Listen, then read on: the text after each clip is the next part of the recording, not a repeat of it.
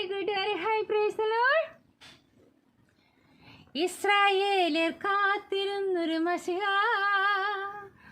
മാനവകുലങ്ങൾക്കാകെ ശുശ്രൂഷകനായി, രോഗികൾക്കാരോഗ്യമായി, കുരുടരിൻ വെളിച്ചമായി, സാധു സംരക്ഷകനായി, മതത്തിനാകെയൊരു വെല്ലുവിളിയായി, മതത്തിനാകെയൊരു വെല്ലുവിളിയായി, ഇസ്രായേലിൽ കാത്തിരുന്നൊരു മശിഹ,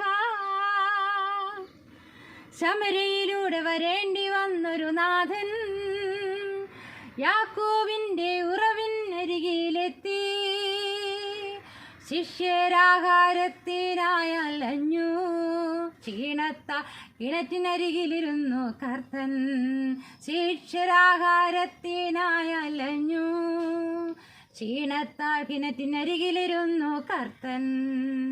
ഇസ്രായേലിൽ കാത്തിരുന്നൊരു മശിഹ, ആരും കാണാതെ ഒളിച്ചും പതുങ്ങിയും എത്തിയ, വെള്ളം കോരുവാൻ വന്നവളെ കണ്ടു, കുടിപ്പാൻ തരിക സോദരി എന്ന് കേട്ട്, ഭയന്നു സ്ത്രീ അയിത്തം കൊണ്ടകന്നു മാറി, കുടിപ്പാൻ തരിക സോദരി എന്ന് കേട്ട്, ഭയന്നു സ്ത്രീ അയിത്തം കൊണ്ടകന്നു മാറി.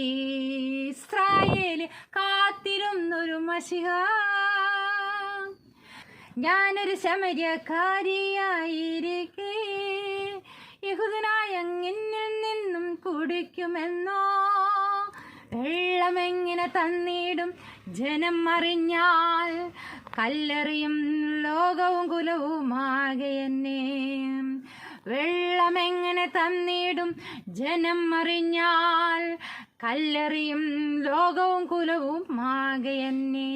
ഇസ്രായേലിൽ കാത്തിരുന്നൊരു മശിഹ,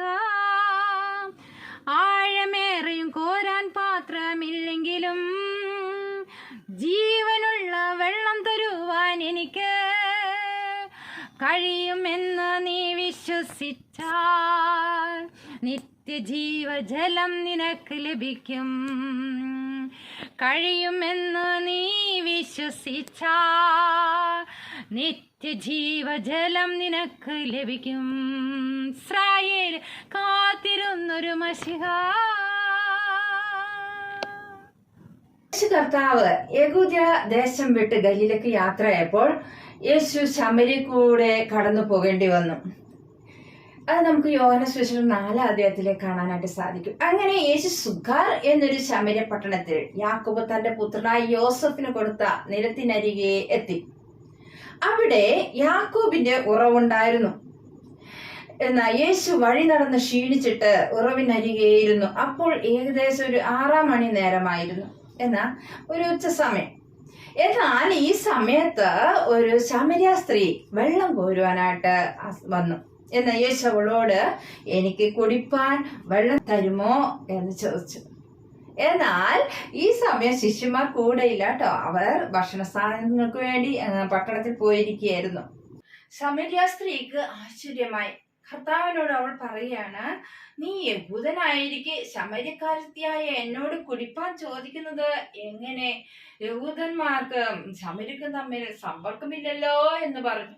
അതിന് മറുപടിയായി യേശു കർത്താവ് പറഞ്ഞു, നീ ദൈവത്തിന്റെ ദാനവും നിന്നോട് കുടിപ്പാൻ ചോദിക്കുന്നവൻ ആരെന്നും അറിഞ്ഞു എങ്കിൽ നീ അവനോട് ചോദിക്കുകയും അവൻ ജീവനുള്ള വെള്ളം നിനക്ക് തരികയും ചെയ്യുമായിരുന്നു എന്ന് ഉത്തരം പറഞ്ഞു. അപ്പോൾ ശമര്യ സ്ത്രീ യേശു കർത്താവിനോട്, യജമാനനെ, നിനക്ക് കോരുവാൻ പാത്രമില്ലല്ലോ, കിണർ ആഴമുള്ളതാകുന്നു, പിന്നെ ജീവനുള്ള വെള്ളം നിനക്ക് എവിടെ നിന്നാ? നമ്മുടെ പിതാവായ യാക്കോബിനേക്കാൾ നീ വലിയവനോ? അവനാകുന്നു ഈ കിണറ് ഞങ്ങൾക്ക് തന്നത്. അത് മാത്രമല്ല,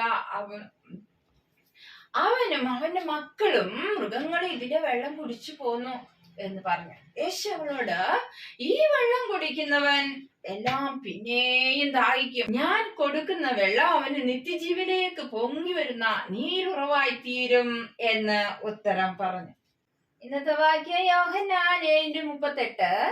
എന്നിൽ വിശ്വസിക്കുന്നവന്റെ ഉള്ളിൽ നിന്ന് തിരുവെഴുത്ത് പറയുന്നത് പോലെ ജീവജലത്തിന്റെ നദികൾ ഒഴുകും എന്ന് വിളിച്ചു പറഞ്ഞു.